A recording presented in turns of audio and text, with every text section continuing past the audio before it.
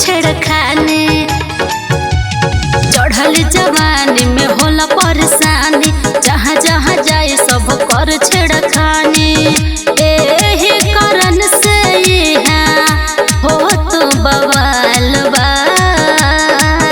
तोरा ढोरी के नीचे खाल बा, बहुते बुरा हाल बा। चोली में नैनी ताल बा, बहुते बुरा हाल बा।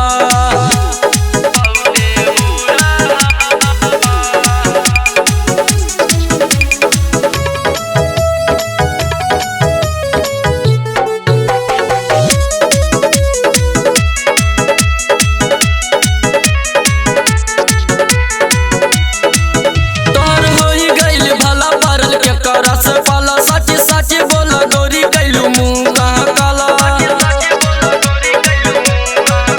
एगो लइका पीछे पीछे आइलो हमारा न खींचे, जबरदस्ती वो कह के हाथ हम भर खींचे।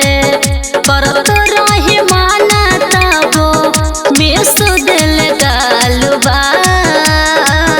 तोरा ढोरी के नीचे खाल बा, बहुते बुरा हाल बा।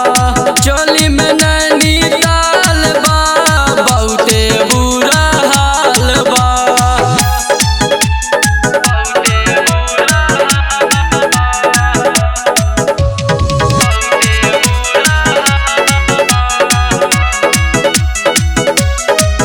मजा पाई न तोहार जमन बानी बतार होई जिंदगी बेकार जलुटई बुलहार।